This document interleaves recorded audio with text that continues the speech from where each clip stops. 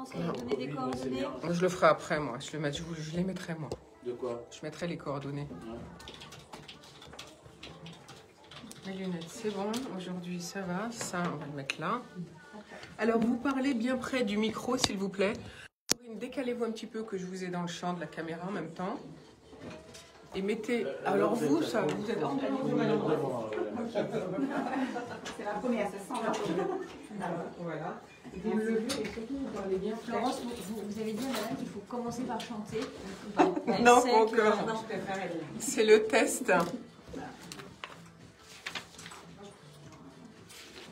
Et tant que vous ne chantez pas juste... Si la son sur les thèmes radio Anguin, Olignou.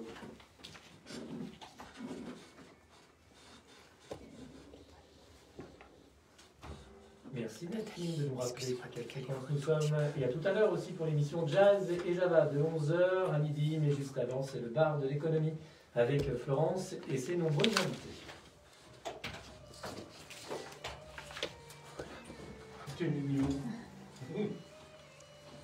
Allez, on y va. On va prendre une activité normale. Qu'est-ce que tu veux?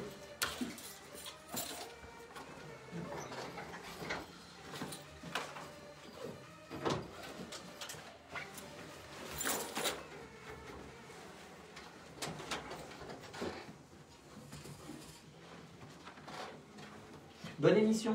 Merci. Merci Christophe. On y va. Bonjour à toutes, bonjour à tous. Je suis ravie de vous retrouver. Florence Sueur au micro, accompagnée de Philippe à la technique. Bienvenue au bar de l'économie.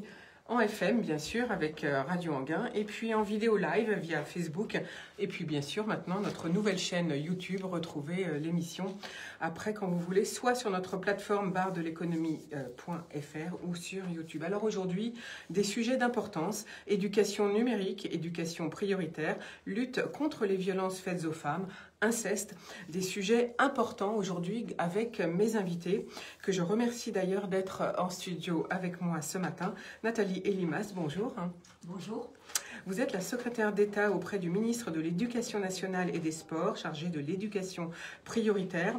Vous étiez auparavant députée du Val d'Oise, et merci de votre fidélité à ce micro. Alors avec vous, nous verrons quelle stratégie pour l'éducation prioritaire en septembre 2021. Deux départements en test, le Val d'Oise et l'Aisne, deux territoires éducatifs numériques pilotes pour former les enfants et transformer l'éducation.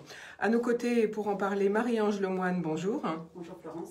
Vous êtes la chargée de l'innovation pédagogique du directeur du lycée Nature et Services à Sannois. Alors avec vous, on évoquera les programmes, le raccrochage scolaire, la pédagogie, la révolution numérique, bien sûr. Et puis enfin, à nos côtés, Corinne Lepelé, bonjour. Bonjour Florence. Vous dirigez Alt Panic PC, spécialisé en assistance informatique pour les particuliers et pour les professionnels. Alors bien sûr, vous vendez des équipements, de la formation, bref, tout ce qu'il faut pour l'outil numérique et informatique. L'IA, comme on dit maintenant, ça rentre dans l'IA, l'intelligence artificielle.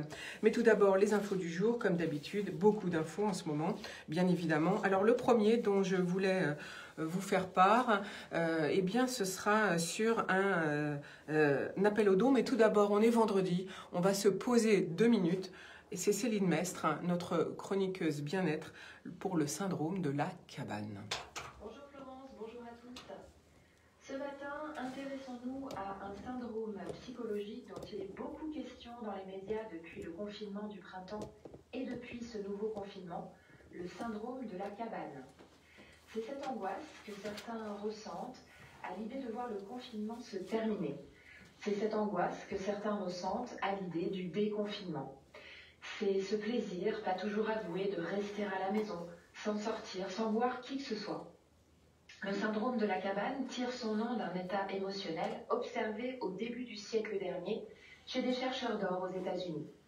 Après des mois confinés dans leur cahute, ils étaient paniqués à l'idée de revenir à la civilisation. Phénomène qu'on a pu observer également chez des gardiens de phare, des navigateurs en solitaire, ou chez ceux qui passent plusieurs mois d'affilée dans un sous-marin par exemple. Et aujourd'hui, dans le cadre de la pandémie de Covid-19, Vous pouvez avoir peur de quitter un lieu d'enfermement pour retrouver la vie normale. Les symptômes peuvent être les suivants: anxiété, fatigue, engourdissement des jambes et des bras, difficulté à se lever le matin, longue sieste durant la journée, sentiment de tristesse. Le syndrome de la cabane peut venir à la fois du fait que vous regrettez les avantages du confinement et du fait que vous redoutez le déconfinement. Le confinement a finalement de nombreux aspects rassurants. Les informations véhiculées par les médias sont anxiogènes, donc vous vous sentez en sécurité chez vous. Vous en profitez peut-être pour vous reposer, jardiner, cuisiner, lire, passer du temps avec votre conjoint, jouer avec vos enfants. Par ailleurs, le déconfinement a quelque chose d'inhabituel, donc d'effrayant. Porter un masque en permanence, garder ses distances, ne plus toucher, ne plus faire la bise, ni serrer la main, sans parler de la peur d'être contaminé en sortant car le virus circule toujours. En principe, l'angoisse liée au syndrome de la cabane diminue avec le temps. Si vous pensez être concerné par ce syndrome, sachez que vous n'êtes pas seul. Il touche tout type de personnes, quel que soit l'âge, la situation familiale ou professionnelle. Toutefois, si les symptômes persistent, n'hésitez pas à rencontrer un professionnel qui saura vous aider. À bientôt! Merci pour tous ces bons conseils à Céline Mestre et profitez-en pour les appliquer bien évidemment. Voilà, alors première info du jour, appel aux dons, le soutien aux associations humanitaires. J'ai rencontré Patrick Paskiewicz, le responsable du Val d'Oise du Secours populaire qui détaille leurs besoins. Je suis arrivé de personnes qui se retrouvaient pour certaines sans travail parce que les hôtels étaient fermés, parce que des gens qui étaient déjà en précarité dans le travail se retrouvaient sans rien, des étudiants qui travaillaient dans un certain nombre d'entreprises, notamment de restauration, McDo par exemple, par les cités, se retrouvaient là aussi sans revenus et dans des situations de précarité assez alarmantes. Donc vous disiez pour le Val d'Oise, plus 40% d'augmentation depuis le mois de mars. Absolument. Et donc c'est plutôt globalement une population jeune qui vient frapper à la porte du Secours populaire. Alors c'est très divers, c'est quand même assez divers. On a effectivement une population qui à un moment donné était une population qui avait, 30-40 ans, qui était plutôt une population de personnes qui étaient auto-entrepreneurs, qui s'étaient lancés comme auto-entrepreneurs. On a eu quelques cas ici ou là dans nos différentes permanences. On a eu pas mal d'étudiants, je vous disais, donc pas mal d'étudiants qui sont arrivés vers nous. Et puis on a eu par exemple des dames un peu plus âgées, mais qui, notamment des femmes de ménage, qui travaillaient dans des hôtels sur Paris et autres quoi. Donc ce sont surtout des personnes isolées seules en fait. Alors, il y avait beaucoup de personnes isolées seules, mais aussi des familles. Des familles. Et un certain nombre de familles, y compris monoparentales. Des mamans qui se retrouvaient toutes seules avec leurs enfants et en plus, les cantines scolaires étant fermées, il fallait aussi assumer, je dirais, bien souvent le repas du midi et autres. Et donc, bien évidemment, alors au bout de quelques jours, les produits qu'ils pouvaient avoir de côté se sont vite amenuisés. Et donc, ils se retrouvaient pratiquement sans rien, quoi. Et donc, il a fallu faire beaucoup de dépannage, quoi. Aujourd'hui, quel appel faut-il lancer pour le Secours populaire? Avez-vous besoin de denrées? Avez-vous besoin aussi de bénévoles? Alors, en termes de bénévoles, on a beaucoup de demandes. Alors il faut dire qu'aujourd'hui, notre activité qui habituellement est généraliste de solidarité, puisque ça ne touche pas bien évidemment qu'à l'alimentaire, c'est le vestimentaire, c'est les vacances, c'est beaucoup de choses autour. On va au-delà de l'alimentaire. Aujourd'hui, si vous voulez, tout n'étant pas essentiel, on a été obligé de se concentrer sur l'alimentaire. Donc, nos besoins en bénévoles, on a eu beaucoup de demandes. Je crois que ça doit être plus de 250 propositions de bénévolat, donc auxquelles on ne peut pas faire face aujourd'hui. C'est un peu trop compliqué pour l'instant. On a pris un certain nombre, mais on ne peut pas avoir tout le monde. En termes de bénévoles, je dirais, on a largement de personnes pour pouvoir répondre de ce côté-là aux besoins. Nos soucis sont plutôt du côté alimentaire, où là, même si on a eu beaucoup de partenariats, y compris nouveaux, comme Disneyland Paris, comme à un moment donné, on a eu les lycées, les collèges, les restaurations étant fermées, ils ont fait appel à nous. On a un certain nombre de partenaires habituels, Carrefour, Auchan, les grandes surfaces, qui nous ont aussi aidés, des commerçants et autres également un traiteur là, qui nous aide sur Saint-Ouen-l'Aumône. Il n'empêche que, compte tenu du nombre de personnes, aujourd'hui, nos besoins sont surtout alimentaires et financiers aussi, parce que on a acheté des produits alimentaires et on achète des produits alimentaires, et ça permet aussi de faire travailler les producteurs locaux. Voilà, donc vous avez bien entendu l'appel du Secours populaire. C'est un besoin en denrées alimentaires principalement et des dons financiers. Pour les dons financiers, vous allez sur leur plateforme, donc secourspopulaire.fr. Les denrées alimentaires, vous pouvez les déposer pour le Val d'Oise, en tout cas à Saint-Ouen-l'Aumône. Par contre, les vêtements, ils n'en veulent pas. Surtout, gardez-les et attendez le mois de juin, après la vague, bien sûr, de cette pandémie, car ils ne peuvent pas les utiliser pour le moment. Nathalie et Limas, vous voulez réagir ? Oui, ce que dit monsieur, là, enfin, la situation qui est décrite dans le Val d'Oise est malheureusement, je dirais, conforme à la situation nationale. Mon secrétariat d'État à l'éducation prioritaire est évidemment très concerné par les questions et par le plan de lutte contre la pauvreté. Et voilà, les chiffres là sont édifiants, une augmentation croissante, même explosive, de demandes d'aide alimentaire, avec de nouveaux visages.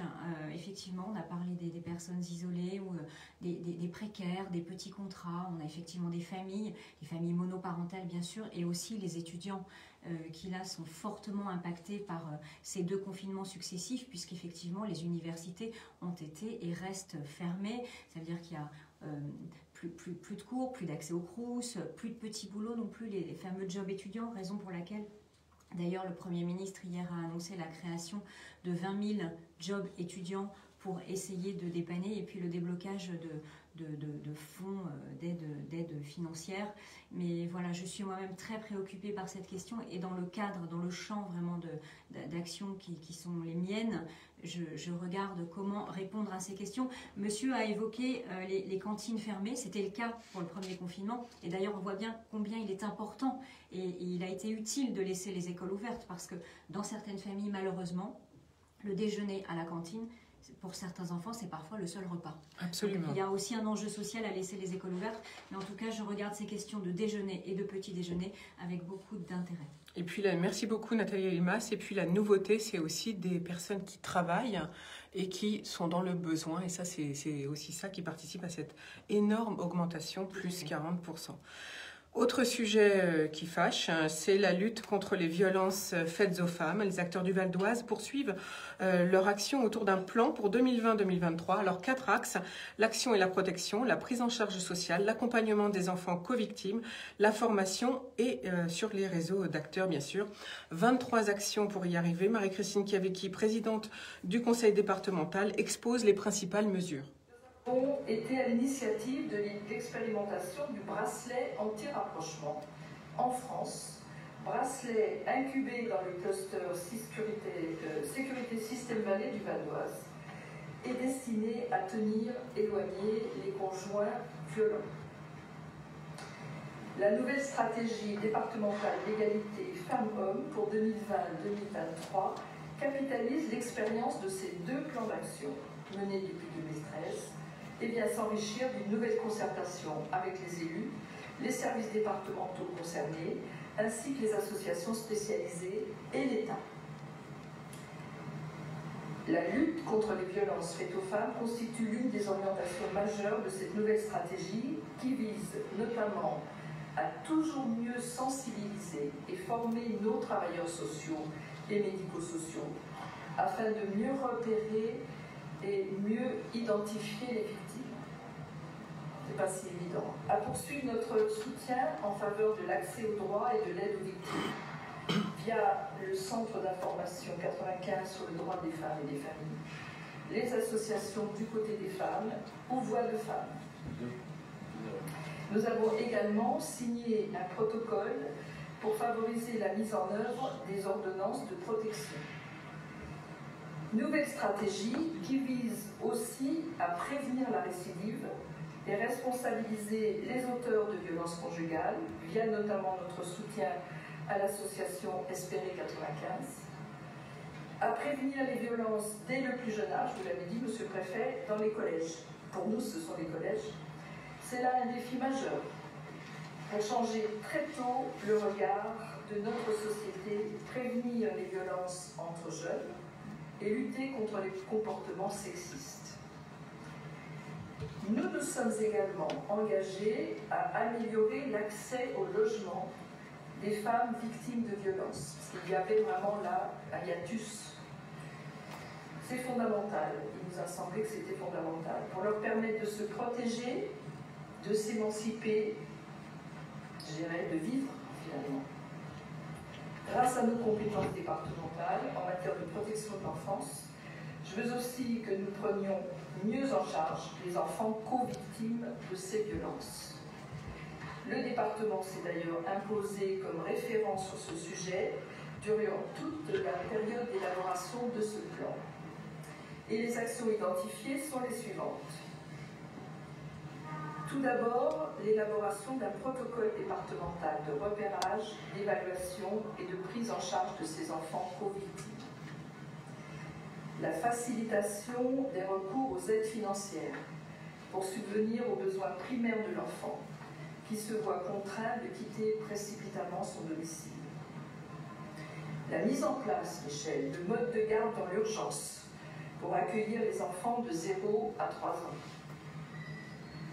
L'expérimentation d'une mesure d'accompagnement protégé et enfin, la mise en place d'actions innovantes de soutien à la parentalité. Alors, en 2019, 465 femmes ont été mises à l'abri d'urgence. En Val d'Oise, c'est 200 places qui vont être créées pour les femmes, bien sûr, victimes de lutte, pour lutter contre les violences. Et à cette occasion, j'ai également rencontré Xavier Delarue, le nouveau préfet délégué pour l'égalité des chances auprès du préfet du Val d'Oise, à qui j'ai posé la question de la protection des enfants. Ça me semble un sujet crucial. La violence contre les femmes, ça touche tous les milieux, absolument tous les milieux et toutes les géographies. Après, il est certain que quand vous avez des populations qui cumulent un certain nombre de difficultés sociales, etc., on a un terreau favorable. Et on a en plus, de l'autre côté, ça c'est le volet positif de la chose, des outils supplémentaires qu'on peut mobiliser, des crédits supplémentaires qu'on peut mobiliser pour les accompagnements.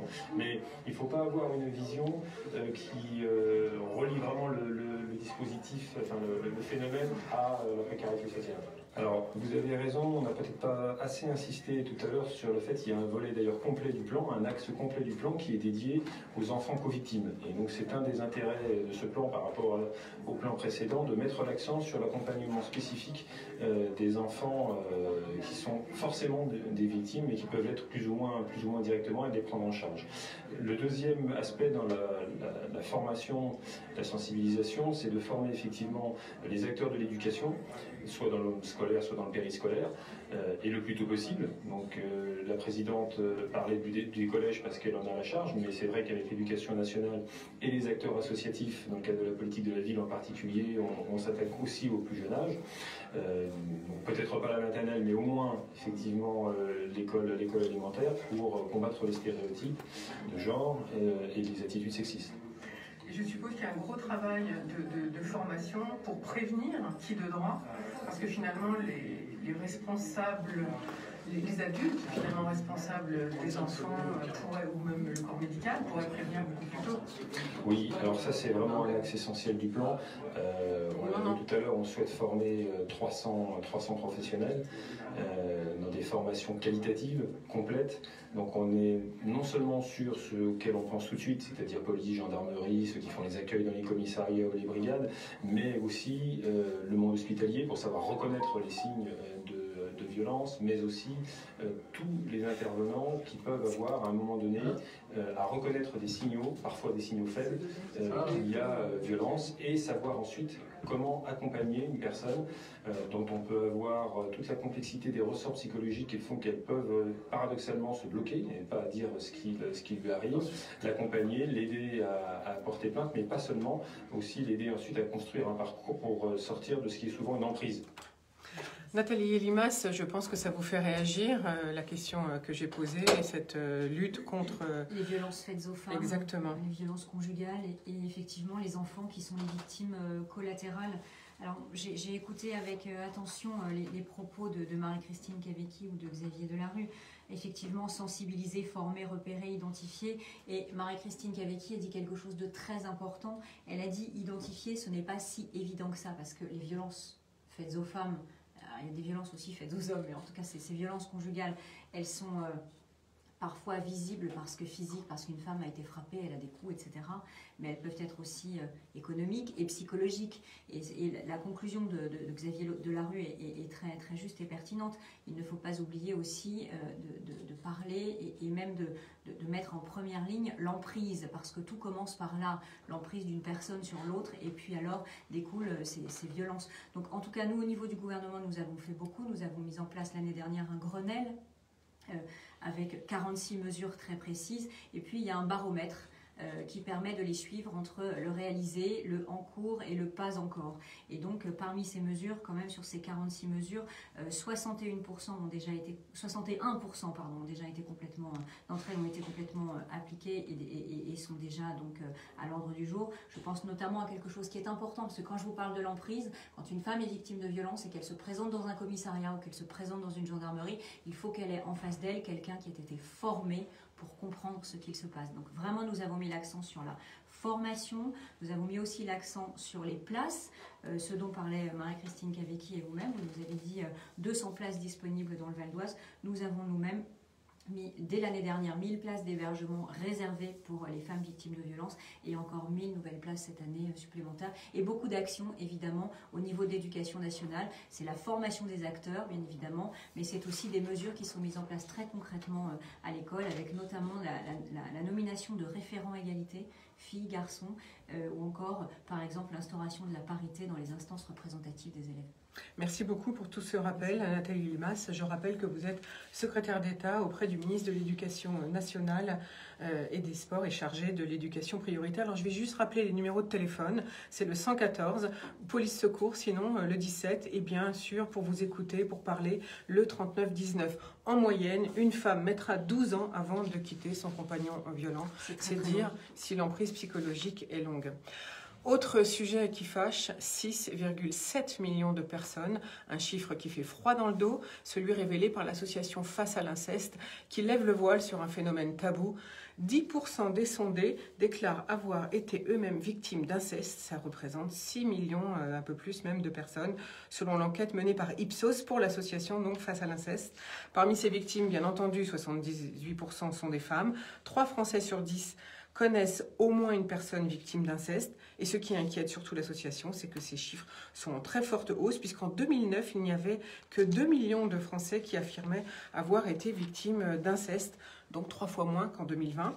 Donc face à l'inceste, l'association, c'est son nom, demande un plan inceste et pédocriminalité couvrant 3 niveaux de prévention préconisés par l'OMS, empêcher le passage à l'acte, détecter les premiers signes et réduire les conséquences. Une urgence pour un sujet complexe, n'est-ce pas, Nathalie Limas ?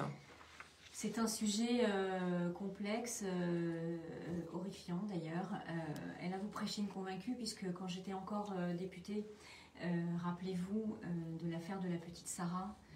J'avais été saisie par sa famille, j'avais créé un groupe de travail et porté des propositions très claires dans le cadre de la loi visant à lutter contre les violences sexuelles et sexistes.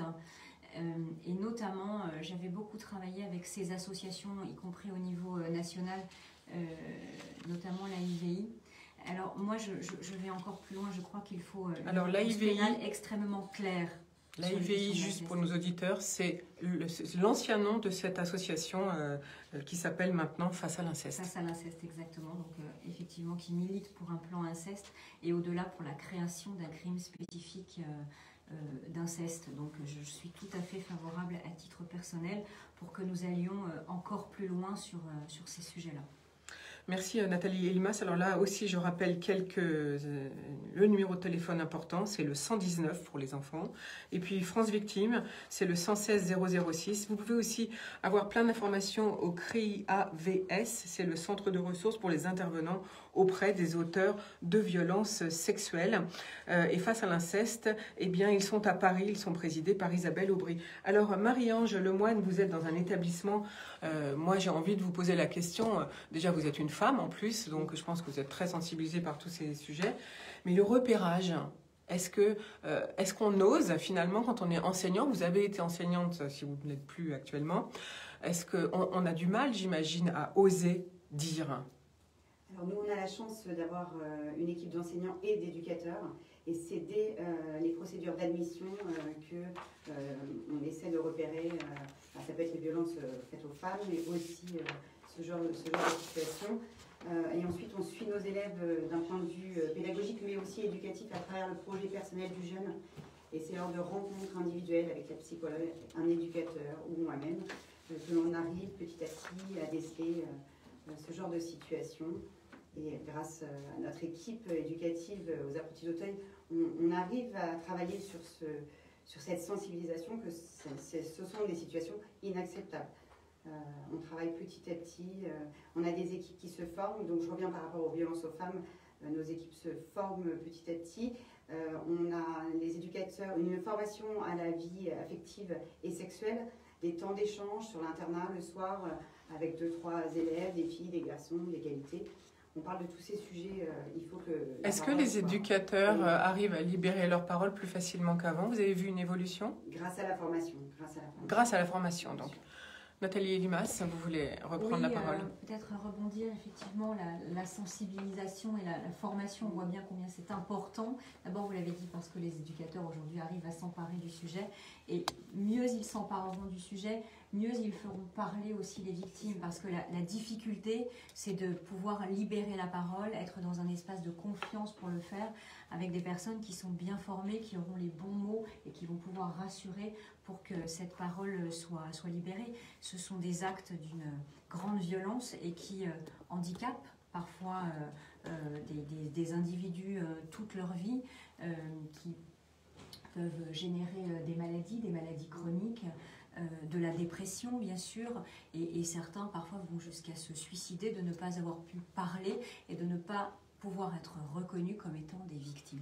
Justement, c'était ma question auprès du nouveau préfet à l'égalité des chances en Val d'Oise. Est-ce que des enquêtes financières ont été faites sur l'impact psychologique de la santé, etc. Mais pour l'instant, il n'y a aucune étude. Peut-être qu'un jour, ça viendra. Pas financière, mais en tout cas, on est capable quand même d'identifier tous ces mots MAUX qui surviennent dès lors que des individus ont été victimes d'eux et n'ont pas encore pu se libérer. Vous êtes sur IDFM, Radio Ambiance, la radio du bien-être.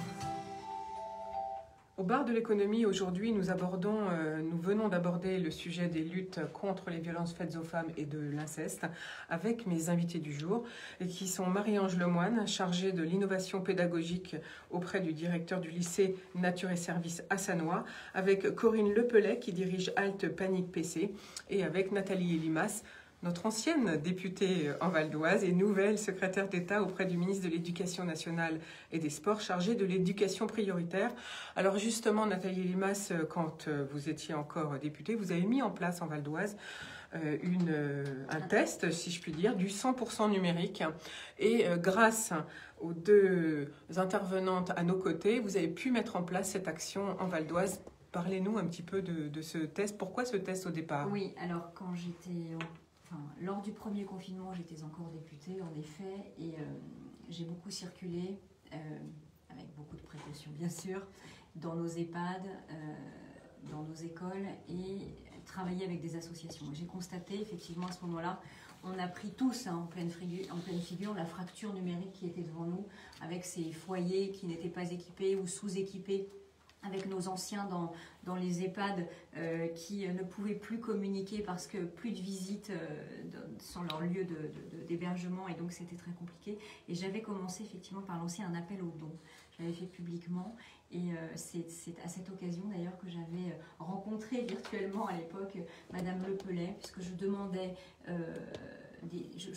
du matériel informatique, des tablettes, des ordinateurs à distribuer dans les EHPAD pour nos aînés, et puis à distribuer aux enfants, à nos élèves qui ne disposaient pas matériel informatique et qui donc ne pouvaient pas bénéficier du plan de continuité pédagogique, puisque je vous rappelle que la première fois, au printemps dernier, tout le monde était confiné. Et à cette époque, donc, j'avais effectivement eu des dons de particuliers, mais également Madame Lepelé qui s'était fortement mobilisée, qui nous avait aidé donc, à distribuer des tablettes dans les EHPAD et qui avait également permis de distribuer des ordinateurs, notamment aux apprentis d'Auteuil. Donc tout ça m'avait bien sûr beaucoup interpellée.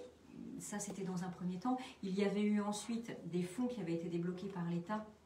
Et donc, il suffisait aux parlementaires, si je puis dire, eh bien, de solliciter du matériel informatique auprès du préfet délégué à l'égalité des chances. Là encore, j'avais fait les démarches pour permettre d'équiper nos élèves. Ça, c'était ce que j'ai mis en place pendant le confinement. Et depuis que je suis secrétaire d'État, eh bien, il y a en effet actuellement 2 expérimentations qui sont en cours, dont l'une dans le Val d'Oise, c'est une chance, 100% numérique. Alors là, on travaille avec le premier degré, donc nos écoles élémentaires, et l'objectif est de toujours mieux équiper, former, parce qu'une fois qu'on a l'équipement, c'est bien, mais savoir utiliser le matériel informatique, c'est quand même beaucoup mieux. Et enfin, transformer nos méthodes pédagogiques, équiper. Donc, entre le premier confinement et aujourd'hui, il y a eu beaucoup d'équipements qui ont été mis à disposition, notamment des familles. Les collectivités aussi ont joué le jeu, l'État a joué le jeu, les collectivités ont joué le jeu, certains particuliers ont joué le jeu, des entreprises, des petites entreprises également ont joué le jeu. Donc, globalement, aujourd'hui, pour l'équipement, on est mieux que sur la première période. Néanmoins, il y a encore des enfants qui ne disposent pas de matériel informatique. Donc, nous équipons dans le Val d'Oise et dans l'Aisne les élèves qui n'ont toujours pas de matériel. Nous donnons des tablettes. Nous équipons les classes qui n'ont pas de tableau numérique, par exemple. Et enfin, nous équipons les professeurs, les jeunes professeurs, les nouveaux professeurs. Ils sont équipés d'un ordinateur portable. Une fois qu'on a le matériel, je dis c'est bien, mais ce n'est pas suffisant. Ça n'est pas juste une opération tablette, d'accord? Donc nous formons les enseignants, nous formons les familles qui le demandent et nous formons les élèves via l'opérateur Canopé, qui est un opérateur de l'éducation nationale. Et tout ceci a une finalité, eh bien, c'est de transformer nos pratiques pédagogiques et de mieux nous saisir des outils numériques. On a eu une petite révolution qui s'est mise en place, un peu malgré nous, pendant la première période du confinement. Maintenant, il faut continuer à surfer dessus et mieux nous emparer de tous ces outils. Donc, c'est en place aujourd'hui dans le Val d'Oise et dans l'Aisne. Je suis ces expérimentations. Il y aura une évaluation à la fin de l'année. Et cette expérimentation a vocation à tranquillement se généraliser sur les territoires qui sont encore en difficulté. Et il y aura donc 10 départements supplémentaires à partir de la rentrée 2021. Voilà, donc ça c'est très important, donc transformer nos méthodes pédagogiques, que ce soit pour les enfants, pour un professeur ou pour une classe. Et donc 2 départements testent en ce moment et 10 à venir en 2021, c'est bien ça Nathalie Elimas? Alors on va poser la question à Corinne Lepelé, comment avez-vous fait pour faire venir justement du matériel? C'est un appel à tous vos clients ou est-ce que c'est parce que vous récupérez du matériel? Comment faites-vous? Alors on a été sollicité effectivement par Nathalie Elimas, à la période du premier confinement. Et donc, suite à cette demande, on a été sensible à cette demande. On était tous, bien sûr, un peu inquiets par ce premier confinement. Et on a jugé bon et nécessaire de pouvoir aider, effectivement, des personnes retraitées en EHPAD et y compris des élèves en manque de matériel. Donc, ça nous a semblé tout à fait légitime de le faire. Alors, bien sûr, on nous a demandé si on avait du matériel en stock. On n'avait pas spécialement de matériel en stock. Et donc, nous avons fait appel à des revendeurs près de nous ou des grossistes pour savoir s'ils avaient du matériel. Et donc, on s'est équipé effectivement de 5 PC portables et de 5 tablettes iPad. Et on a pu faire cette action auprès de Madame Elimas, en l'occurrence pour différents EHPAD de la région du Val d'Oise, et y compris, je dirais, l'école qui se trouve à Sannois. Voilà. Justement, le collège, il s'agit du collège lycée Nature et Services qui est sous l'égide de la Fondation des apprentis d'Auteuil. Marie-Ange Lemoine, est-ce que vous, en même temps, du coup, vous avez formé vos élèves vous les formez peut-être encore d'ailleurs? Déjà, merci Madame Elimas et Madame Lepelé pour ce don au mois de mars. Alors, oui, on a formé nos jeunes, mais avant tout, on s'est formé nous-mêmes. On s'est retrouvés à la maison avec nos ordinateurs et on s'est dit... Parce que vous vouliez dire que vous aussi, l'équipe enseignante, finalement, n'était pas formée. On n'était pas formé à enseigner à distance, hein. On est habitué à du relationnel, du face-à-face. Donc il a fallu qu'on bouleverse un peu nos pratiques, qu'on fasse le pas de côté. Voilà, apprendre à utiliser les outils qui permettent la visio, c'est ça? Donc on s'est lancé avec le support numérique. Ça n'a pas été évident, pour tout le monde. Tout le monde ne s'y est pas mis. Là, sur la deuxième période, il faut savoir qu'on a eu une classe fermée. On a eu des problèmes techniques de connexion. Quand on a fermé la classe, donc les enseignants faisaient cours au sein du lycée, mais pas de connexion, problème de réseau, des élèves qui ne sont pas équipés, toujours pas équipés à domicile. Donc c'est compliqué, c'est encore compliqué, on y travaille. Là, l'idée, c'est de faire un test en 2021 et d'équiper toute une classe de tablettes, d'iPad. Enfin, on verra, on est encore en train de réfléchir au support adapté, à l'outil. Mais avant ça, on va former nos enseignants. On ne va pas donner en 2021 l'équipement et aux enseignants et aux élèves. On veut d'abord former nos enseignants, leur donner confiance, découvrir des applications. Voilà. Il faut que nous, enseignants, on ait confiance pour pouvoir... C'est toujours la même chose. Hein. Une fois qu'on sera à l'aise, on pourra transmettre. Donc le souci, c'est vient plus finalement des adultes que... de la formation. C'est ça, de la formation. On en revient toujours à la formation. La culture numérique. Alors, parce que la culture numérique, pour beaucoup d'enfants, c'est aussi naviguer sur Internet. Ils savent en principe beaucoup le faire, souvent avec un simple téléphone. C'est aussi facile de se cultiver. Est-ce que là aussi, vous apprenez aux enseignants à apprendre à dire à leurs élèves d'aller voir telle ou telle, je ne sais pas moi, vidéo ou tel exposé, telle conférence? Dire que les jeunes savent vraiment utiliser leur téléphone à des fins pédagogiques, c'est faux, c'est un leurre. Ils sont sur les réseaux sociaux, Snapchat, les photos, les réseaux. Bref, c'est plus de l'amusement et du lien. Du téléphone, on leur apprend, la première chose qu'on apprend en septembre, c'est de créer une adresse mail et une adresse mail correcte pour pouvoir envoyer un document. Enfin, on en est là. On a l'impression que nos enfants se servent correctement. Non, en fait, ils zappent. Ils ne vont pas à la recherche de l'information. Voilà, le téléphone reste un jeu finalement. Exactement. Et un outil ludique. Et une addiction. Et une addiction. Merci beaucoup, Anne-Marie, Marie-Ange Lemoine, pardon. Nathalie Elimas. Oui, moi je réagis à vos propos parce que c'est vrai que nos jeunes aussi ont besoin de formation, hein, vous l'avez dit très très justement, et souvent quand ils surfent sur leur téléphone, ils le font sur leurs applications. Mais ce qui me permet aussi de saluer la créativité de nos professeurs, parce que pendant le premier confinement, donc effectivement, certains n'avaient pas les ordinateurs à la maison et donc il a fallu trouver des solutions pour faire passer quand même le travail, les exercices, enfin tout le suivi pédagogique. Et certains professeurs ont utilisé justement ces applications sur lesquelles nos jeunes vont si souvent pour faire passer justement les supports pédagogiques afin de garder un lien avec eux, donc redire qu'ils ont fait un travail absolument formidable pendant la période de confinement et insister vraiment sur la nécessité de formation, dire aussi que ces tablettes que nous donnons, parce que vous l'avez dit justement, distribuer du matériel informatique c'est bien, mais quand on ne peut pas se connecter ça ne marche pas, donc effectivement nous donnons aussi pour ceux qui en ont besoin, nous distribuons des clés 4G. À ce sujet, cette semaine, j'ai parlé de la fibre et en Val d'Oise, on a la chance d'avoir quand même un réseau qui commence à être bien fibré. Il ne faut pas oublier que c'est important de prendre un abonnement fibré. Ça ne coûte pas tellement plus cher qu'un abonnement ADSL et là, ça marche beaucoup mieux pour faire de la vidéo, notamment ça évite les pannes et les coupures. En tout cas, c'est ce que j'ai remarqué à titre personnel. Autre sujet du jour, si vous voulez bien, Nathalie Elimas, c'est votre stratégie pour l'éducation prioritaire et pour la rentrée 2021. Alors, on aimerait bien tout savoir. Quels établissements seront soutenus? Est-ce qu'il y a une expérimentation qui est lancée dans quelques académies? Est-ce que ce sont les REP? Est-ce que les zones REP vont encore exister ou pas? Est-ce qu'il y aura des cités éducatives? Bref, que va-t-il se passer? Quelle est votre stratégie?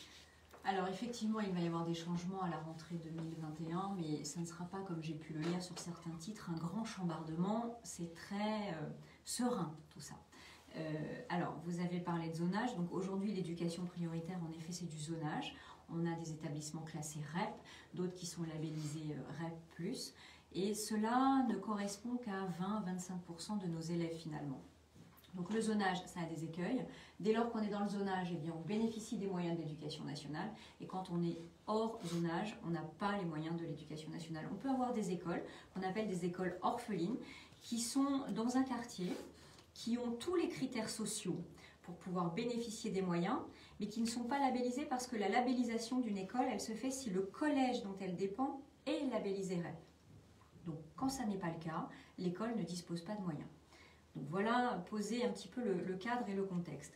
Sur les REP+, j'ai dit et je redis que je ne toucherai à rien parce que les REP+, les établissements d'éducation prioritaire plus, sont adossés à la carte des QPV, quartiers prioritaires de la ville, qui elle-même sera revue en 2022-2023. Et donc, parce qu'il faut qu'il y ait de la cohérence, tout ça se fera dans un même temps, 2022-2023, un peu plus tard. Se poser alors la question des REP. Alors là encore, je rassure, se tient en ce moment le Grenelle de l'éducation. Il y a 10 tables rondes, dont 3 sont très teintées, colorées, éducation prioritaire. Il y a du dialogue social, il y a du travail, et donc je veux laisser aboutir cette étape de travaux avant de faire quoi que ce soit.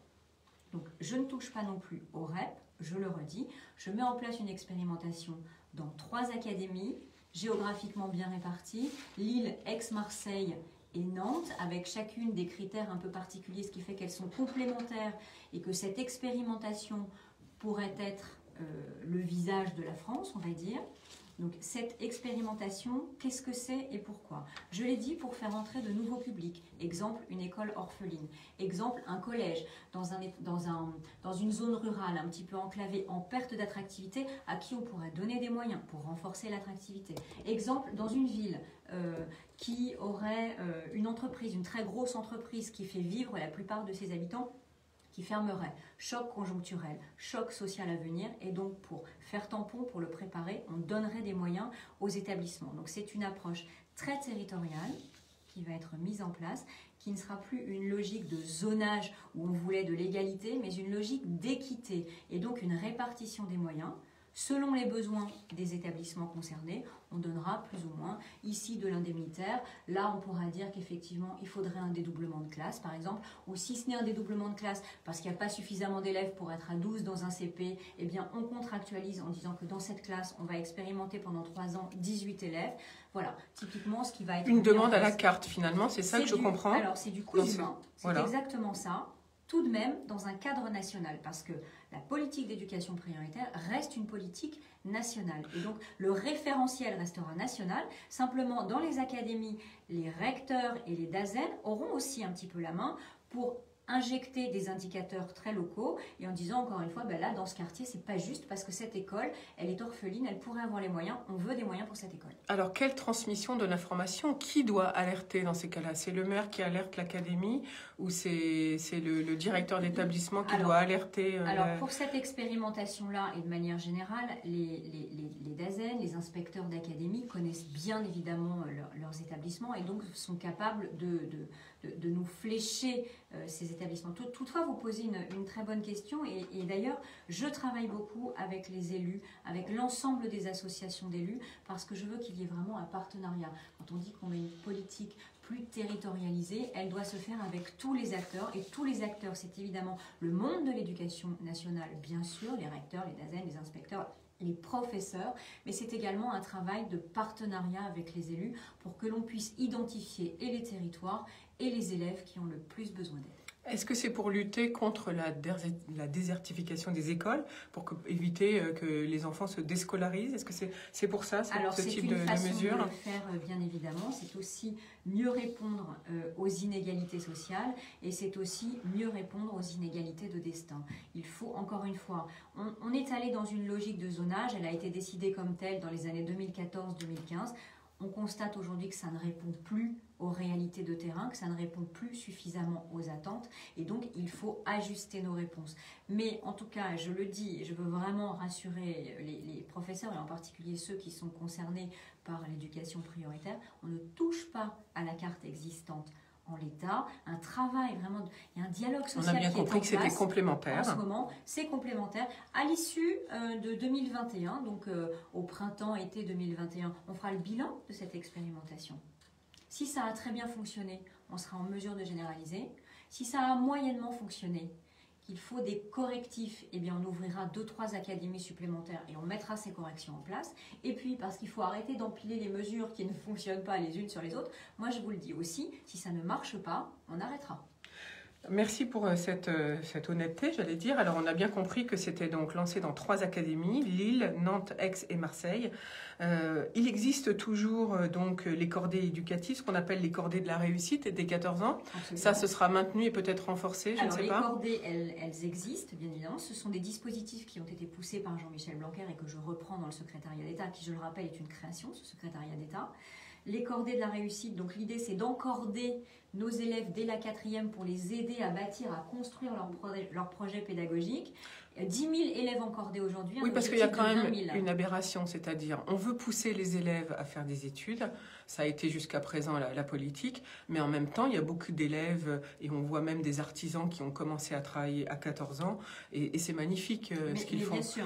Chacun doit trouver sa place, et c'est ça l'objectif. Et donc finalement, fini l'obligation d'aller jusqu'au bac, si à 14 ans on a envie. On a une obligation. L'obligation de formation, elle a été votée dans la loi pour une école de la confiance de 16 à 18 ans. Donc de toute façon, on doit se former jusqu'à 18 ans. Le principe des cordées de la réussite, c'est plutôt de lutter, je dirais, contre le déterminisme ou contre l'autocensure. Voilà, parfois, on est dans un collège rural, ou on est dans un quartier très défavorisé, et on se dit que forcément, l'école, la formation, le beau projet, c'est pas pour moi parce que mon père est agriculteur ou parce que j'habite une cité et que je suis dans un quartier. L'objectif des cordées, c'est aussi ça, c'est lutter vraiment contre cette autocensure.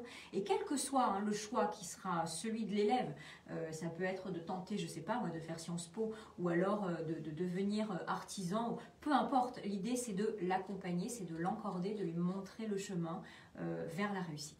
On est quand même un petit peu étonné par les chiffres des enfants qui se déscolarisent parce qu'on a quand même un très beau programme de formation en France. Est-ce que vous envisagez de faire appel à des associations, par exemple un adulte pour un enfant, afin qu'il soit en dehors de la famille, parce que souvent c'est peut-être la famille qui bloque ou qui ne sait pas aiguiller son enfant. Est-ce que finalement vous ne pourriez pas trouver des partenaires comme ça dans la vie civile? Alors, 2 réponses. D'abord, vous dire que pour ce qui concerne les décrocheurs, puisque c'est votre premier sujet, étonnamment, c'est un peu contre-intuitif ce que je vais dire, mais pourtant c'est la réalité, il y a cette année moins de décrocheurs que l'année dernière. Déjà, ça c'est une Malgré chose. les confinements, finalement, les élèves reviennent dans leurs établissements. D'abord parce que, et là je reviens sur l'éducation prioritaire, nos professeurs ont fait un travail formidable pendant le confinement. Je vous l'ai dit, parfois il n'y avait pas les outils informatiques. Ils ont appelé les familles, ils sont vraiment allés chercher les élèves et petit à petit, les élèves sont revenus en classe. Donc ça, c'est la première chose. La deuxième chose, effectivement, vous dites qu'il faut travailler avec les associations. C'est très juste et d'ailleurs, on le fait. C'est le cas de ce qui a été mis en place à travers les cités éducatives. Les cités éducatives, ce n'est pas une mesure, ce n'est pas un dispositif supplémentaire, c'est la mise en place d'une nouvelle méthode. C'est un écosystème qu'on crée autour de l'élève sur tout son parcours. C'est du 0-25 ans en gros, sur tout son parcours scolaire, depuis qu'il entre à l'école jusqu'à l'insertion dans la vie professionnelle, sur son chemin éducatif dans l'école et hors l'école. 80 cités éducatives existent aujourd'hui. Mon secrétariat d'État en assure le pilotage. J'ai annoncé le 12 octobre dernier la création de 40 cités éducatives supplémentaires. Les dossiers sont à l'instruction actuellement et les binômes préfets, recteurs remettront leur liste à la mi-décembre. Et enfin, parce que c'est très inspirant et parce que vraiment je pense beaucoup au territoire éloigné, à la ruralité, qui a été un peu oublié dans cette carte, dans ce premier zonage. Comme c'est très inspirant, je regarde comment dupliquer ce modèle de cité éducative sur les territoires ruraux. Donc juste pour rappel, la cité éducative, c'est l'école, c'est les associations, c'est le secteur social, c'est les élus, c'est la culture, le sport et c'est aussi tout le tissu économique qui se met en place, qui travaille main dans la main autour du jeune pour apporter des solutions. Exemple, alors c'est vrai que cette année les stages de 3e ça a été un petit peu décalé du fait du confinement, mais exemple, un jeune de 3e a besoin de faire son stage, et bien dans le cadre justement de cet écosystème, on est capable de solliciter un acteur économique qui pourrait lui proposer un stage. Voilà, donc c'est exactement ça. Et donc l'idée c'est de travailler main dans la main en partenariat avec les associations. Et là j'ouvre et je ferme tout de suite une petite parenthèse, association qui bien sûr, et c'est important de le rappeler dans le contexte que nous vivons, doit être parfaitement Bien évidemment, c'est important de le rappeler. Alors, la coordination avec les maires dans tout ça, Nathalie Elimas, quels supports peuvent être pour vous, les élus? Les élus, pour moi, je vous l'ai dit, c'est un support, c'est extrêmement d'abord important. Je sais ce que c'est parce que j'ai été élu local, et puis tout à fait complémentaire. Je viens de le dire, c'est le cas. Donc, quand on met en place une cité éducative où on a un partenariat réellement pour la mettre en place entre le principal d'un collège, l'élu, le maire et le préfet. Ensuite, quand je vous parlais tout à l'heure dans le champ plus social de la pauvreté, de la mise en place des petits déjeuners pour tous, par exemple, ce que moi j'aimerais pouvoir faire, eh bien ça se fait en partenariat avec nos élus. Donc à mon niveau en tout cas, je le dis, je le répète, d'abord mes portes sont toujours grandes ouvertes pour recevoir les élus et je travaille vraiment main dans la main et de façon très régulière avec les associations d'élus. D'abord pour faire redescendre de l'information, mais surtout pour faire remonter vers moi les interrogations et même les bonnes pratiques du terrain et voir tout ce que l'on peut généraliser. Alors je rappelle ce que vous venez de dire, Nathalie Elimas, c'est donc une nouvelle expérimentation finalement pour la rentrée de septembre 21. C'est donc 3 zones d'éducation prioritaires pour une approche à la carte territoriale pour Lille, Aix-Marseille et Nantes. Bien sûr, la continuité des REP et des REP+, les cités éducatives, les cordées éducatives, les cordées de la réussite et bien sûr l'obligation de formation à 18 ans. Alors tous ces dispositifs peuvent être mis ensemble dans une même région parce que ça fait beaucoup de dispositifs. Ce sont beaucoup de dispositifs, mais enfin tout ce dont je vous parle en dehors de l'expérimentation là qui touchera 3 académies, mais ce sont des mesures nationales qui avaient été impulsées déjà par le ministre. Je pense au dédoublement des CP, des CE1. Nous allons pousser dédoublement des grandes sections pour la rentrée 2021, donc encore une fois dans les établissements éducation prioritaire. Il y a ces cordées de la réussite, il y a les internats d'excellence aussi dont on n'a pas parlé. Donc une centaine d'internats d'excellence que nous allons créer sur chaque territoire, c'est 1 par département avec des thématiques. Certains seront très orientés sport, un internat d'excellence, je sais pas, sur la région d'Avignon pour être très teinté culture.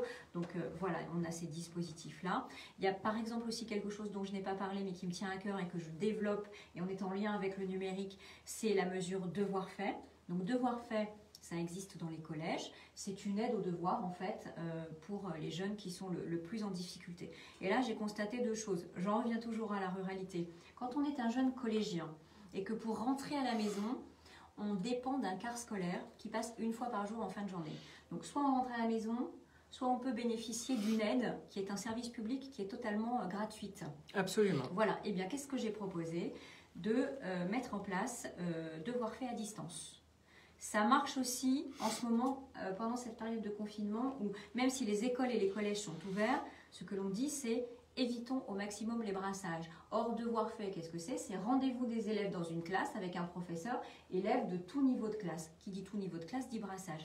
Là encore, devoir fait à distance est une réponse opérationnelle et simple. Qu'est-ce qu'il faut pour faire devoir fait à distance? Rentrer à la maison, avoir un ordinateur, une tablette ou simplement son téléphone portable. Téléphone portable sur lequel on télécharge une application Ma classe à la maison. Donc c'est un outil mis en place par le CNED, c'est l'éducation nationale. Il suffit de télécharger ça, on se met devant ses devoirs. Dès lors qu'on a une difficulté, on sollicite le professeur qui est à l'autre bout, derrière l'écran, et qui peut aider à comprendre une consigne ou donner un petit coup de pouce pour résoudre un exercice en mathématiques par exemple. Et enfin, ce que je veux vous dire, et là c'est une mesure qui touche et le numérique et le social, et vous savez combien ça me tient à cœur, je suis en train de regarder avec mon cabinet, mes équipes, pour voir dans quelle mesure tous ces outils, éducation nationale, ces applications dont je parle, pourraient être sortis des forfaits. Je m'explique, c'est comme un numéro vert. Vous savez, ces numéros de téléphone qui sont gratuits. Qu'est-ce que vous appelez le forfait, oui? C'est pas décompté du forfait. C'est pas décompté du forfait du téléphone, c'est ça que vous voulez dire. Décompté des forfaits de téléphone. Voilà, parce que certains de nos élèves, les plus en difficulté, ont de tout petits forfaits, à 2 ou 3 euros. Et se connecter sur l'application pour faire ses devoirs ou pour avoir l'aide aux devoirs, ça décompte. Voilà, bien, on n'a pas tous un forfait illimité, on en fait. On n'a pas tous un forfait illimité. De téléphone, et c'est ça dont vous voulez lutter. Pour aider les plus fragiles et qui sont souvent ceux qui ont le plus besoin de ces supports-là pédagogiques, eh bien nous travaillons à mettre en place, dupliquer un petit peu le système du numéro vert qui n'est pas décompté, eh bien pour ces applications de l'éducation nationale, faire la même chose et donc ils pourront se connecter pour bénéficier de devoirs faits à distance par exemple, sans que leur forfait ne s'en trouve pénalisé. pénalisé. Merci beaucoup pour toutes ces mesures, Nathalie Elimas. Donc ça veut dire que vous entendez, si vous êtes parent, il y a beaucoup de choses qui peuvent être à votre disposition pour aider vos enfants. Il faut juste pousser un petit peu vos enfants et on a quand même une formidable équipe pédagogique. Personnellement, en tant que maman, je l'ai vécu, donc je suis bien au courant. Voilà, merci Nathalie Elimas de nous avoir détaillé toutes ces mesures et je rappelle d'éviter le plus possible. La bonne nouvelle quand même, ce que je retiens, c'est qu'il y a moins de décrocheurs qu'auparavant et ça c'est quand même très positif. Absolument. Est-ce que c'est musique ou pas? De l'économie après cette jolie pépite musicale, c'était Carole G avec A.L.A. Et nous sommes toujours au bar de l'économie sur IDFM Radio Anguin. Alors nos sujets du jour, eh bien, c'est éducation numérique, transmettre un savoir, se former ou se faire aider au niveau de l'informatique et du numérique. Avec mes invités du jour, Nathalie Elimas, secrétaire d'État auprès du ministre de l'Éducation nationale et des Sports, qui nous a expliqué sa stratégie en éducation prioritaire. Et puis Marie-Ange Lemoine, chargée de l'innovation pédagogique au lycée Nature et Services Assanois de la Fondation Orphelins d'Auteuil, et Corinne Lepelé qui dirige Halte Panique PC. On en a bien besoin d'ailleurs, Halte Panique, parce que souvent quand le matériel est bloqué et qu'on est pressé, c'est très énervant et quand on ne sait pas, c'est encore plus dommageable. Alors on va peut-être continuer sur la formation et la transmission du savoir avec vous, Marie-Ange Lemoine. Quel programme, quel raccrochage scolaire? Vous êtes quand même très au courant, vous occupez de pédagogie finalement. Quelles sont les nouvelles mesures que vous mettez en place dans ce lycée Nature et Services qui fait partie de la Fondation des Orphelins d'Auteuil? Oui, c'est vrai. Là, on travaille de plus en plus. Donc nous, on est un lycée professionnel, donc on est sur un référentiel.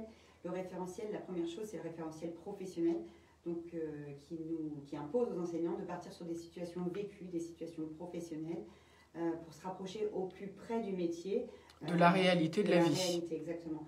Ce qui nous aide, mais l'inconvénient, c'est qu'il faut avoir des partenaires pour pouvoir échanger, des partenaires professionnels, pour pouvoir échanger et aller faire des immersions au sein des établissements. Alors, quels sont les programmes auxquels les élèves peuvent se former? Rappelez-nous, alors il y a l'espace vert. Alors, nous, à Sannois, donc on a les espaces verts en formation continue ou en alternance. On a les services aux personnes, donc un CAP ou un bac pro. Et on a 2 classes collège, 4e et 3e, enseignement agricole, donc avec beaucoup de modules professionnels pour découvrir les métiers de notre établissement et puis les autres. Donc le social, le service à la personne finalement, c'est l'un de vos métiers, oui. Enfin vous formez à ce métier-là, aux espaces verts et à l'agricole. Ce sont les 3 axes, les 3 formations. Donc si des parents nous écoutent, ils peuvent taper à votre porte pour faire intégrer leurs enfants. À partir de quel âge? Alors à partir de 13 ans, on a des 4e à partir de 13 ans. Il faut savoir qu'on propose des mini-stages, justement ce que disait Madame Elimas, pour découvrir l'établissement, on peut découvrir les 3 filières, ou alors on a envie de découvrir que le service aux personnes et on vient 1, 2 journées, voire 1 semaine, pour être sûr que cette orientation est la bonne. Et ensuite, nous, avec les enseignants, on travaille pour sortir des murs de la classe, faire du français en serre, faire des mathématiques en travaux paysagers.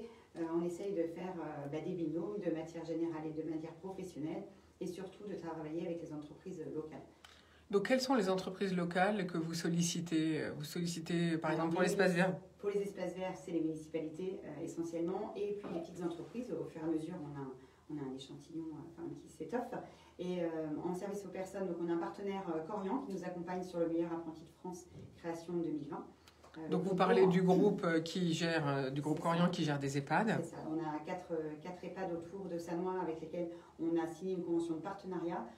C'est-à-dire que je peux appeler aujourd'hui, est-ce que vous pouvez me prendre un élève? On n'a pas trouvé de stage, il n'a pas trouvé de stage, est-ce que vous pouvez me le prendre? Et en général, on trouve une solution ce qui nous permet d'avoir un élève en stage et non en salle de permanence. Oui, puisque le but, c'est qu'ils apprennent au plus vite la réalité des besoins. Exactement. Et qu'ils répondent aux patients. Professionnalisent. Ou qu'ils se professionnalisent. Alors, pourquoi un outil numérique, finalement, dans des métiers où il y a beaucoup de manuels? Oui, alors ça s'ajoute. Je ne pense pas qu'on arrivera au 100% numérique. Nous, on a besoin que ça s'ajoute. C'est une valeur supplémentaire, pour de la pédagogie individualisée, des élèves qui sortent un petit peu du lot et qui ont envie d'aller plus loin, ou au contraire des élèves en situation de handicap qui ont besoin d'un ordinateur. En cours de français, on a un élève en 3e qui a un ordinateur parce qu'il n'a pas la chance d'avoir une AVS, donc une auxiliaire de vie scolaire.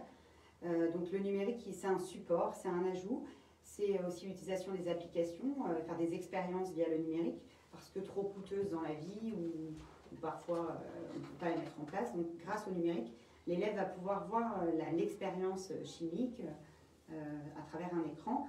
En fait, vous vous êtes rendu compte que par la vue, on apprend aussi vite. C'est ça que vous voulez nous dire.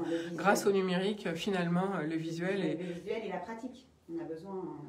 Est plus important qu'un cours, est complémentaire d'un cours magistral tout de même. Moi, j'organisais des semaines de travaux pratiques encadrés, c'est-à-dire qu'on avait une semaine dans plusieurs structures. J'accompagnais les élèves et ensuite on faisait la trace écrite. De toutes les tâches à faire, par exemple.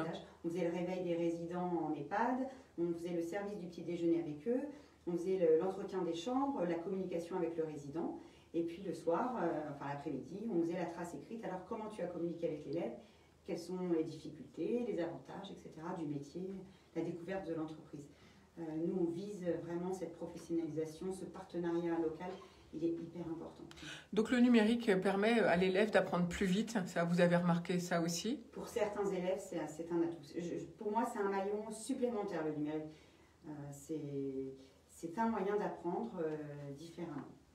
Alors Nathalie Limas évoquait tout à l'heure qu'il y avait moins de décrochage scolaire. Est-ce que vous le voyez aussi oui. Dans votre établissement? On n'a pas eu le temps d'en discuter, mais en fait, on s'est aperçu cette année qu'on a beaucoup moins d'absence. Beaucoup moins. Je pense que les familles ont compris l'importance de l'école. L'école a ce rôle de socialisation. Finalement, en ce moment, pendant le confinement, il n'y a que l'école qui est ouverte. Et l'école où on peut se retrouver, où on peut partager, où on peut échanger, où on peut apprendre, transmettre. Et je pense que tout le monde en a bien pris conscience.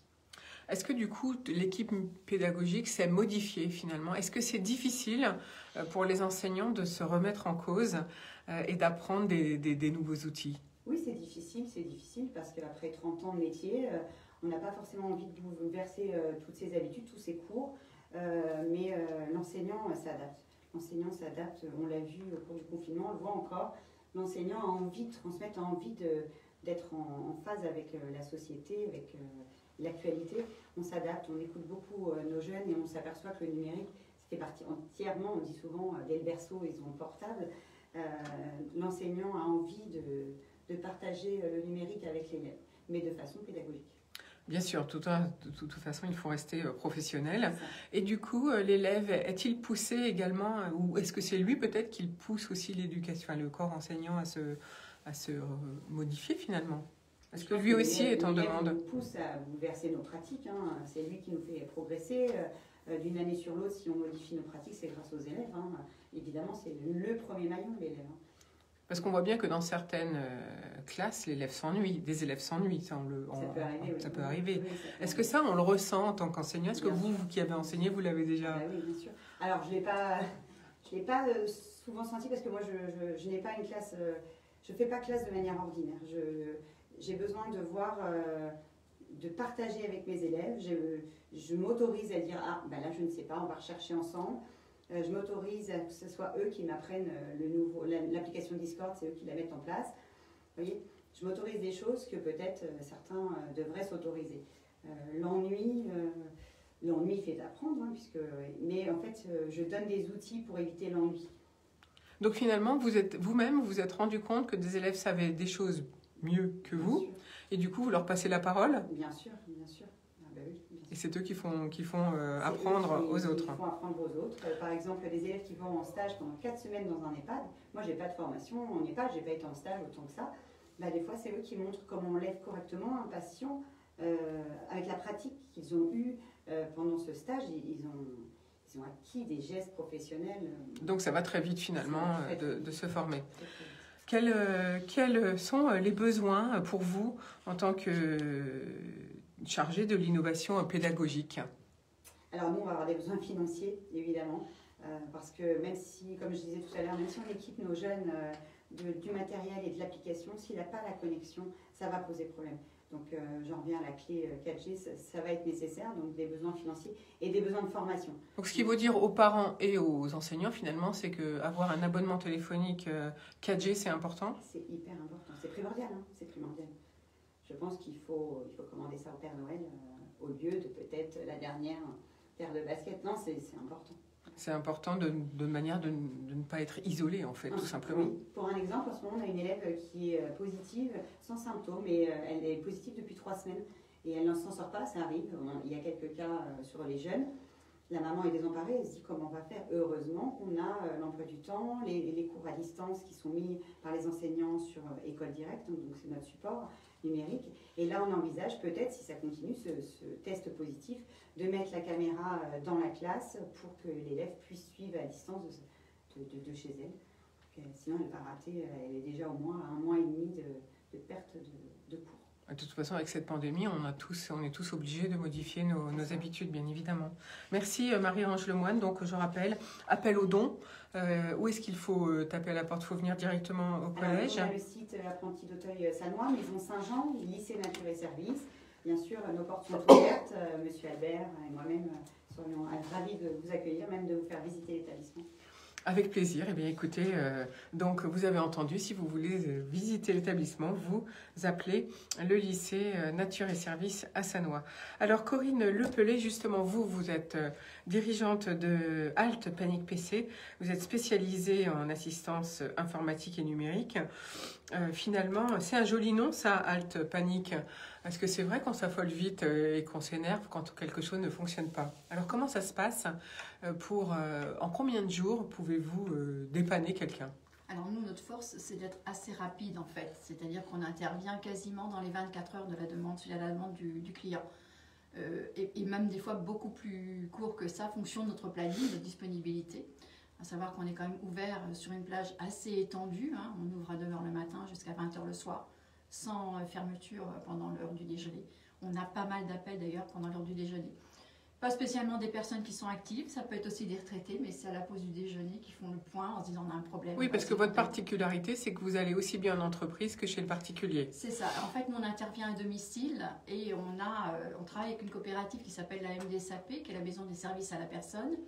Et ça permet de faire bénéficier à notre clientèle du crédit d'impôt de 50% à valoir sur les prestations. Alors ça, c'est très intéressant. Mais avant, je souhaite préciser que vous êtes installé à Soisy, Montmorency, et que vous intervenez dans tout le Val d'Oise. Val d'Oise et parfois sur Paris, parce que donc par connaissance ou autre, il y a des gens qui préfèrent faire confiance. Donc par le bouche à oreille, on intervient sur Paris. Voilà. Alors justement, parlons des tarifs, puisque grâce à vous, et ça c'est quand même assez rare, on peut bénéficier d'un crédit d'impôt. Ouais. Donc ça c'est rare en informatique de se faire dépanner grâce au crédit d'impôt. Il faut être agréé, effectivement. Hein, les établissements doivent être agréés. C'est pour ça que nous, on travaille avec la coopérative donc, qui se trouve sur Paris, rue Saint-Marc. Et ça fait déjà 10 ans qu'on travaille avec eux comme ça. Et c'est vrai que les clients, au début, ne connaissent pas trop. Maintenant, ça s'est amélioré. Parce qu'avant, le crédit d'impôt, service à la personne, c'était fonction des revenus, de la situation. Aujourd'hui, c'est à la portée de tout le monde. Donc, tout le monde peut en bénéficier. Donc, ce qui veut dire qu'on vous téléphone et on vous demande de venir nous dépanner. Ça nous coûte combien ?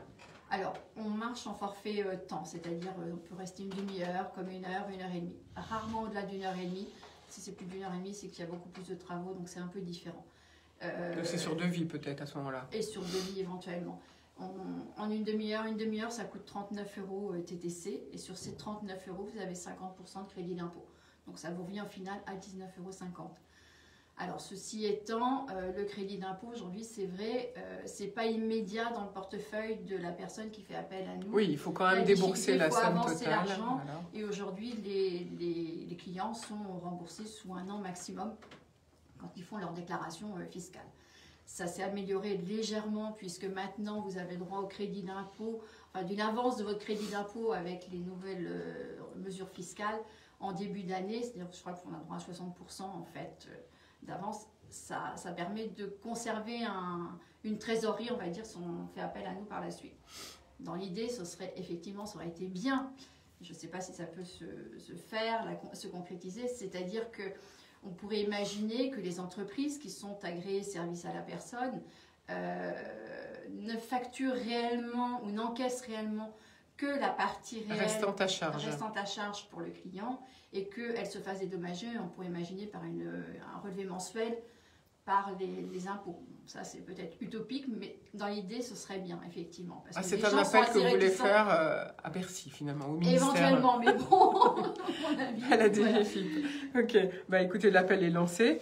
Pourquoi pas, c'est une bonne idée, mais en tant qu'entreprise ou particulier, combien de fois a-t-on le droit de bénéficier par an, de bénéficier de ce crédit d'impôt? Alors, c'est un forfait, en fait, c'est forfaitisé. On a le droit jusqu'à 1 500 € de prestations sur une année. Donc, dans le domaine de l'informatique, ça couvre largement, puisque ce ne sont que des prestations qui sont effectivement, je dirais, assujetties au crédit d'impôt. En aucun cas le matériel. Jusqu'à présent, malheureusement, on n'a pas encore... non, je rappelle que c'est pour du service et non pas pour du matériel. Et de la prestation à domicile. C'est-à-dire qu'il faut qu'on intervienne chez les gens.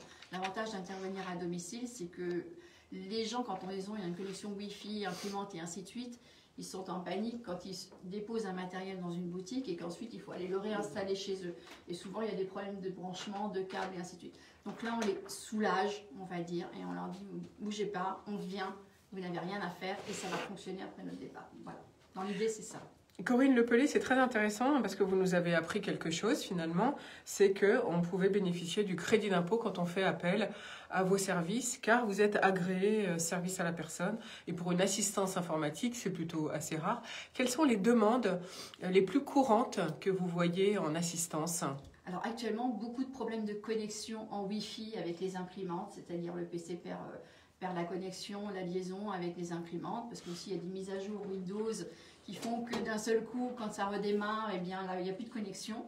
Voilà, c'est souvent ça. Les mises à jour Windows 10, quand on est en Windows 7, passer en Windows 10, parce que Windows 7 n'est plus supporté par Microsoft, donc il faut évoluer pour arriver à avoir des explorateurs Internet.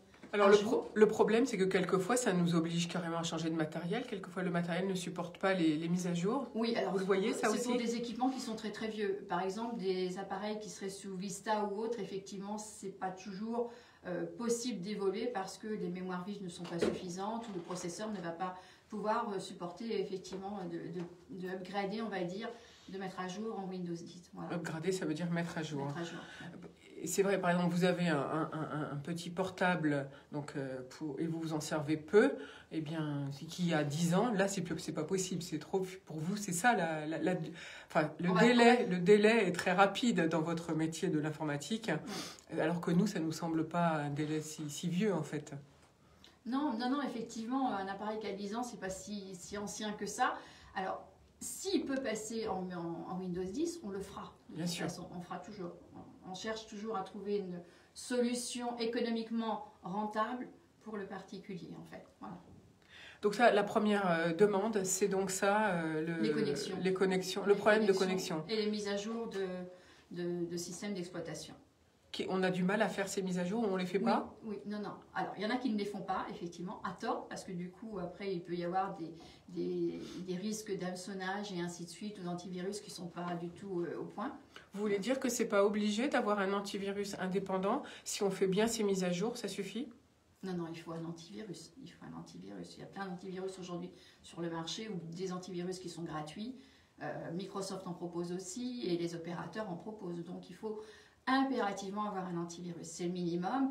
Mais quant à l'hameçonnage, je parle d'hameçonnage quand par exemple vous allez sur un site internet et vous tapez ImpôtsGouv sur votre recherche, votre barre de recherche Google, et qu'en fait vous ne faites pas attention et que vous avez cliqué sur une annonce ImpôtsGouv et vous vous retrouvez de suite sur un site qui n'est pas du tout officiel. Et là, le risque, il est important. C'est-à-dire que c'est là que vous trouvez sur une page d'arnaque, on vous dit d'appeler tout de suite un numéro je dirais, qui n'est pas payant, mais sur ce numéro, quand vous allez les contacter, ils vont vous dire que vous avez un problème sur votre PC. C'est archi faux. Ils prennent la main et en fait, il ne se passe rien de concret, mis à part qu'ils mettent, ils il vous attrape pour vous demander votre carte bleue et de payer. On a déjà des cas de clients qui ont payé des sommes astronomiques et qui se sont fait avoir parce qu'il y a une pression telle, ils sont sur le fait, il y a une sirène qui sonne sur leur PC et qui les met en stress, et c'est cette action rapide qui les pénalise, on va dire, et qui les met en porte-à-faux, et donc automatiquement ils donnent leur carte bleue et ainsi de suite. On a eu quelques cas comme ça. Après, il faut rattraper tout ça et les remettre aussi en confiance avec l'outil informatique, parce que c'est vrai que ils prennent peur. Donc tout doucement, on les reprend. Et par la suite, souvent, on les a du coup dans les 15 jours, les 3 semaines qui suivent, j'ai ça, qu'est-ce qui se passe, ainsi de suite. Donc là, on prend le relais, on les aide, et éventuellement aussi à distance, parce qu'on fait aussi à distance. Corinne Lepelé, je rappelle que vous dirigez Alt Panic PC, parce que sinon les auditeurs vont me demander, mais qui nous donne de si bons conseils? Donc le premier, l'avantage, c'est qu'effectivement, vous pouvez intervenir à distance en prenant la main sur notre ordinateur. Oui. Voilà. Et puis, le meilleur conseil, peut-être ce qu'on peut dire pour justement éviter l'hameçonnage, c'est de toujours regarder quand on va sur un site ce qui est marqué en haut dans ce qu'on appelle l'URL. C'est ça. C'est ça, si on est bien sur le bon site. Sur le bon site, il faut toujours vérifier. Et si on a un doute, de toute façon, la solution aussi pour tous ceux qui tombent sur ce genre de page et qui ont peur, une astuce, vous éteignez complètement votre ordinateur et vous le redémarrez. Et donc, si ça se reproduit, vous nettoyez les historiques. Parce qu'en fait, c'est juste une alerte qui arrive sur votre PC et votre PC n'est pas en panne. Donc en fait, si notre ordinateur se met à sonner très fort, évidemment, ça nous alerte. On arrête tout, on force l'arrêt. On force l'arrêt, on appuie sur le bouton on-off longtemps. 5 secondes minimum, voilà. Et ça, on y arrive. Merci Corinne Lepelé pour tous ces bons conseils parce qu'on en a bien besoin. Au niveau matériel, qu'est-ce que vous conseillez comme matériel? Alors après, c'est fonction de chacun, des besoins de chacun. C'est-à-dire que si c'est pour faire de la bureautique, un PC basique, je dirais qu'on peut trouver aussi dans des grandes surfaces. Enfin bon, voilà, les gens ont souvent des problèmes de financement. Et donc, actuellement, là, on va avoir des jours de promotion avec des boutiques. Ça va être le moment, effectivement, de s'équiper. Il n'y a pas de produits spécifiques ni de marques spécifiques. À savoir qu'aujourd'hui, que ce soit HP, Dell ou autre, on retrouve la même chose à l'intérieur des PC. Ce qui est important, c'est d'avoir le bon processeur, microprocesseur, la bonne mémoire vive et un disque dur derrière. Et éventuellement SSD aujourd'hui, parce qu'au niveau technologie, c'est ce qu'il y a de moins fragile. Voilà. Et donc, le matériel a quand même fait beaucoup de progrès. Oui. Alors donc, les premiers besoins, vous disiez, c'est ça justement, c'est la panique en fait derrière son PC quand son PC se met à sonner parce que quelqu'un essaye de nous hameçonner, de nous estorquer nos numéros de compte. Vous avez dit qu'on fait appel à vous en 24 heures. Ça, c'est super. On peut effectivement en 24 heures. Bon, bien sûr, si vous nous appelez un vendredi soir, forcément. On parle de des jours ouverts en semaine. On essaye de faire au plus vite de toute façon. Et on gère par rapport à l'urgence aussi de la demande. Parce qu'on peut avoir aussi des professionnels qui nous appellent. Donc les professionnels sont souvent avec des contrats chez nous. Et donc là, on intervient. On trouve toujours un créneau pour intervenir chez nos clients. Alors comme tous, vous êtes comme nous soumis à la pandémie. Comment vous avez pu travailler depuis 6 mois? On a été autorisé pendant la pandémie à intervenir chez nos clients. Donc nous, on applique les gestes barrières, port du masque, avoir du gel à disposition, que ce soit notre niveau, que ce soit au niveau de la clientèle aussi. Et on demande à nos clients de se tenir à distance du PC. Donc de tenir une liste de ce qu'ils ont comme problème pour qu'on les résolve. Et on désinfecte quand on repart et ainsi de suite. Donc voilà, on agit comme ça. Et ce qui a été mis en place aussi pendant le premier confinement et qui a été reporté là, pendant le deuxième confinement via la maison des services à la personne, la MDSAP, on a pu obtenir de faire du dépannage à distance avec le bénéfice du crédit d'impôt. C'est-à-dire qu'on intervient à distance pour ceux qui sont réticents, qui ont peur, c'est tout à fait légitime. Donc on intervient à distance et ils continuent de bénéficier du crédit d'impôt du coût de la prestation. Imaginons, j'ai mis à jour, justement, vous parliez des mises à jour de Windows, quelquefois ça bloque nos outils périphériques. J'ai un outil qui ne fonctionne plus, ça vous pouvez nous le réparer à distance? Alors, si c'est du logiciel, du soft, oui, et si vous avez une connexion à Internet, bien entendu. Pas de connexion Internet, on ne peut pas intervenir à distance. Bien évidemment. Voilà. Parce que ça, vous le rencontrez, c'est pour ça que vous nous le dites, j'imagine. Oui. On a des fois des clients qui nous appellent en disant « mais j'ai plus de connexion » et ainsi de suite, et donc est-ce que vous pouvez... Ça va être compliqué. Évidemment. Si on ne peut pas voir votre écran. Mais ça arrive effectivement. Après, quand on a l'outil informatique, on le voit et on utilise. On ne se pose plus les questions après comment ça fonctionne. Donc on est un peu des fois en décalage, mais ce n'est pas dramatique. Quels sont vos besoins pour vous développer, Corinne Lepelé?